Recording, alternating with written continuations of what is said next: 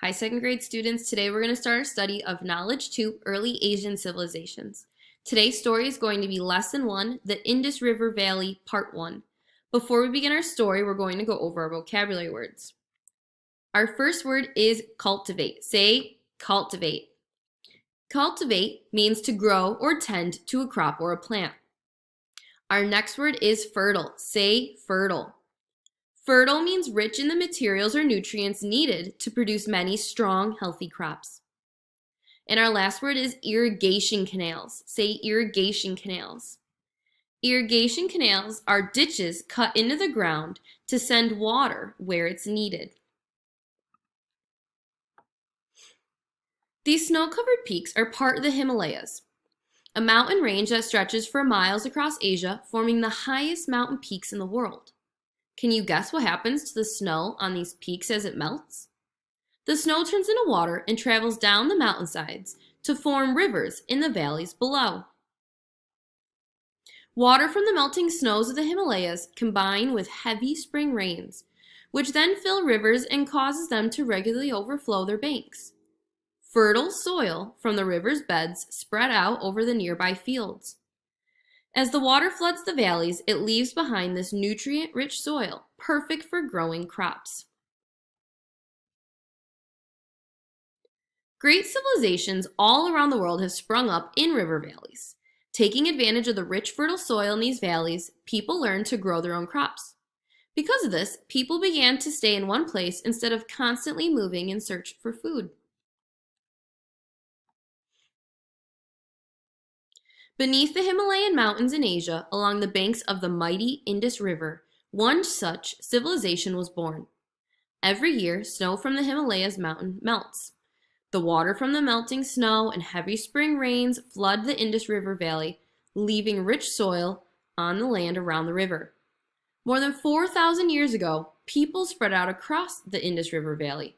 Taking advantage of the rich soil, they settled near the river and began to cultivate wheat and barley, peas, dates, melons, and bananas.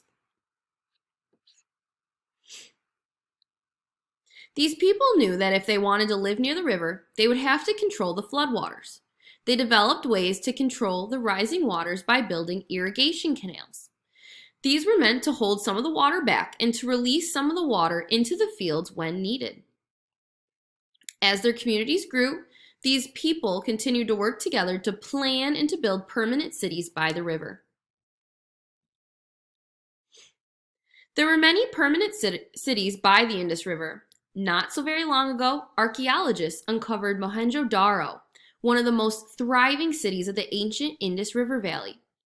A city enclosed by brick walls, Mohenjo-Daro was designed in a square, grid-like pattern. The citadel, the fortress or protected area at the city center, housed its leaders, priests who were members of the ruling class that performed both religious and governmental duties.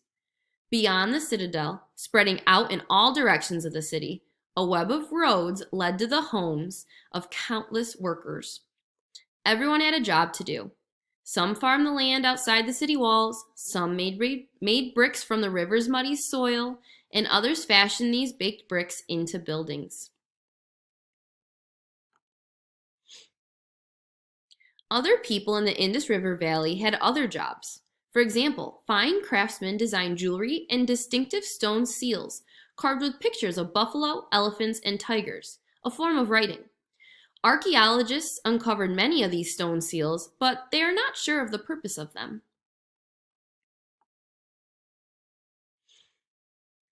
And all over the city, merchants bought and sold their wares, or goods they made to sell, such as pottery, jewelry, or bread. The city's wide streets, lined with flat-topped brick buildings, were easy for their common bull carts to navigate. The city of Mohenjo-Daro was part of the Indus River Valley civilization. We say that certain groups have a civilization when they have cities with large buildings, a division of labor, meaning everyone has a certain job to do, and some form of writing, just to name a few things. The city of Mohenjo-Daro had all of these things.